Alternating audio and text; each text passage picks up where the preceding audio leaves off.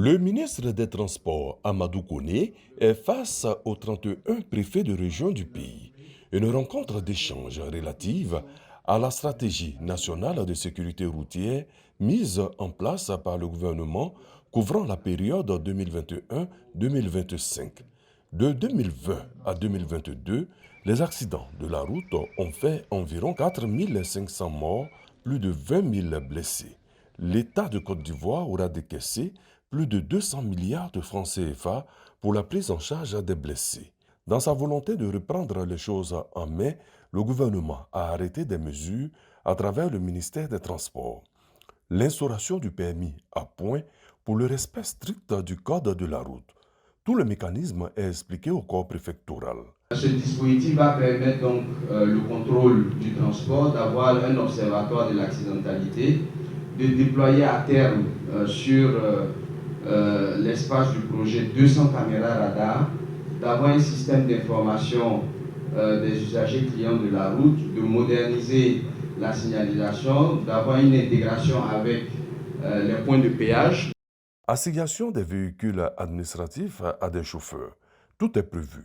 Au nombre des réformes, l'arrivée de nouvelles plaques d'immatriculation dès la fin de ce premier trimestre 2023. La confection se fera dans les chefs-lieux de district. Ils devront comporter 2 lettres, 3 chiffres et 2 lettres. Ce sont des numéros uniques pour l'ensemble du territoire national. Notre objectif est que partout où les usagers se trouvent, qu'ils puissent immatriculer donc leur véhicule dans les 24 heures dès lors qu'ils reçoivent les cartes grises. Les préfets de région se disent prêts à accompagner ce vent nouveau qui souffle sur la Côte d'Ivoire. Cette rencontre marque également le lancement officiel de la 2e semaine nationale de sécurité routière qui court jusqu'au 10 mars 2023.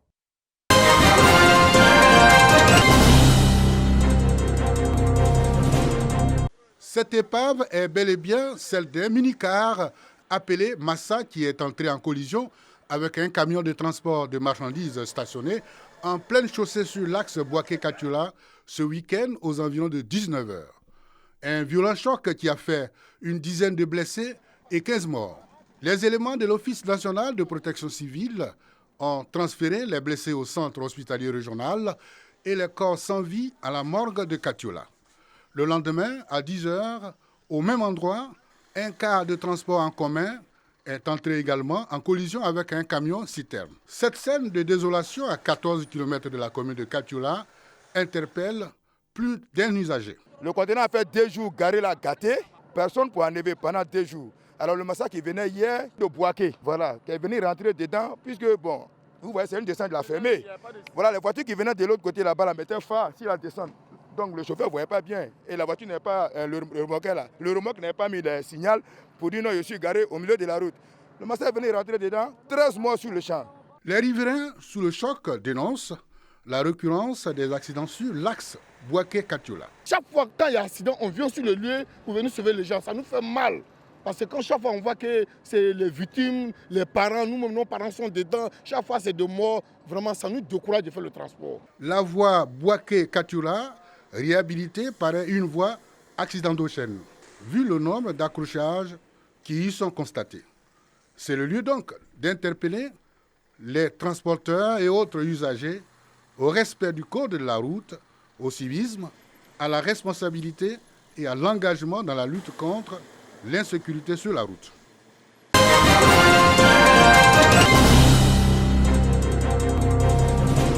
Les étudiants de l'université Peleforo Gong-Coulibaly de Korogo retrouvent le sourire. Le site d'enrôlement à la couverture maladie universelle est de nouveau fonctionnel et bien équipé. Ce site est doté de 5 kits capables d'enrôler les 10 000 étudiants de l'université en 30 jours. L'attente a été longue. La réouverture du site d'enrôlement de l'université Peleforo Gong-Coulibaly de Korogo marque la première étape de la ronde universitaire d'installation de sites entamée par le ministre de l'Emploi et de la Protection sociale à travers tout le pays. Le ministre exhorte les étudiants à se faire enrôler massivement. Oui, jeunes frères, payez vos cotisations sociales. tout comme votre ticket de restaurant, est un apprentissage et une formation à assumer ses responsabilités futures que nous, vos aînés, avons le devoir et surtout l'obligation de vous former. La réouverture de ce site d'enrôlement a été possible grâce à l'implication du ministre de la Communication et de l'Économie numérique. Amadou Koulibaly a demandé à ses filleuls de saisir la pêche que leur tend le président de la République en décrétant 2023 année de la jeunesse. Lorsque vous avez 70% de vos frais qui sont pris en charge et que vous n'en avez que 30% à payer, ça veut dire que si un acte doit vous coûter 1000 francs, vous payez 300 francs seulement. Quand vous allez commencer à bénéficier de cela, quand vous allez commencer à jouir des avantages de la CMU, c'est en ce moment que vous allez dire merci au président de la République. Dans le cadre de la politique de Côte d'Ivoire solidaire, 200 étudiants vulnérables, filles et garçons, ont reçu 6 mois de cotisation gratuite. Un don du ministre de l'Emploi et de la Protection sociale et de son collègue de la Communication et de l'Économie numérique, parrain traditionnel des étudiants de l'université Pélé-Foro Gong-Coulibaly de Korogo.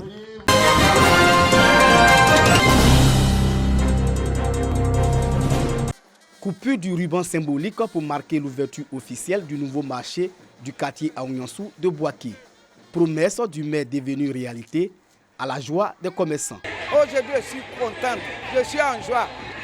On a eu un marché dit d'Aouniansou, je suis trop contente. Bâti sur une superficie d'environ 5500 m², le marché d'Aouniansou est composé de 4 parties, à savoir un bâtiment principal, un bâtiment annexe, une esplanade et une zone de volaille.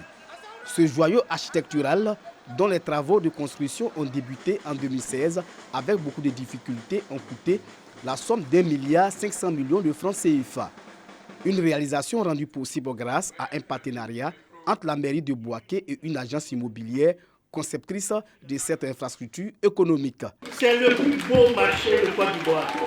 Du point de vue de la conception, du point de vue des équipements de sécurité, vous avez tout dans ce bâtiment.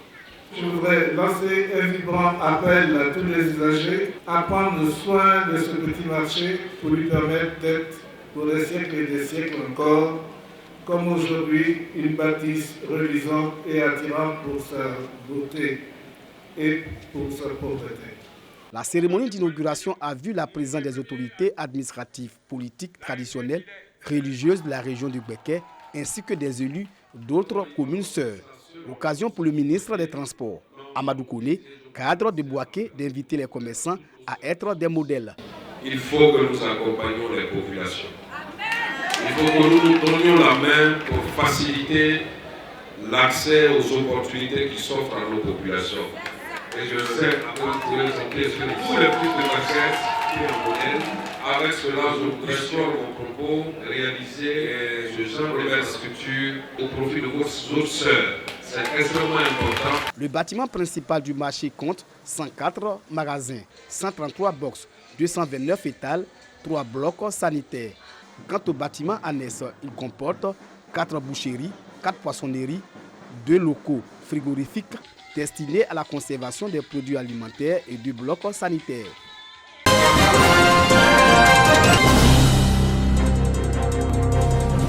Nézobli, dans le département de Toulepleu, un village situé à 3 km de la frontière ivoiro-libérienne. Le village a son tout nouveau sous-préfet. Le sous-préfet, c'est le représentant du président de la République.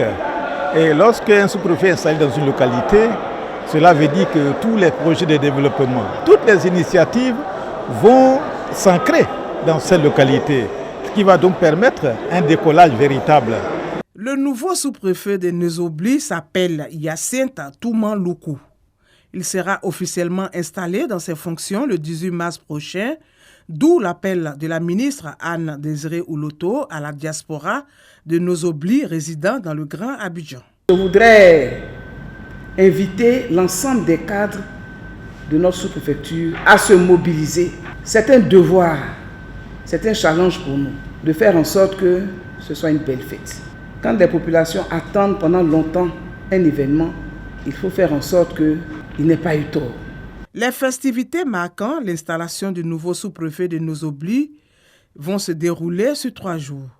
Elles seront marquées, entre autres, par une opération de planting d'arbres, des actions de salubrité et un match de football.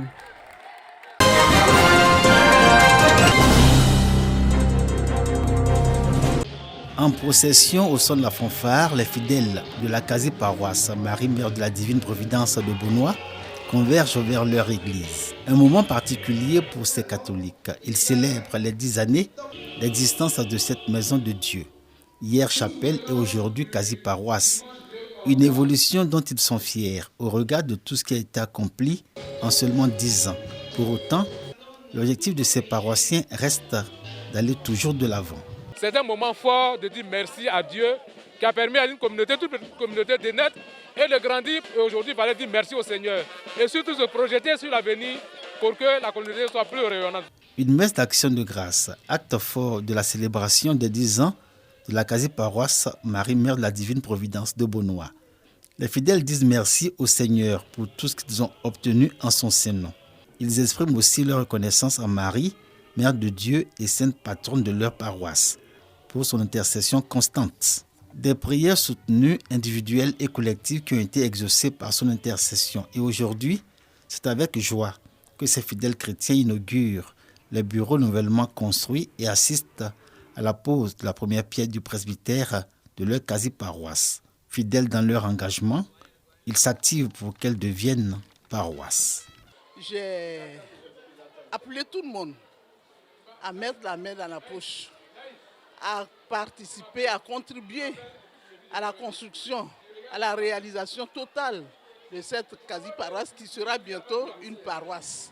La quasi-paroisse Marie, Mère de la Divine Providence de Beaunois, fait partie des nombreuses œuvres de la communauté d'Orion installée à Beaunois depuis 50 ans.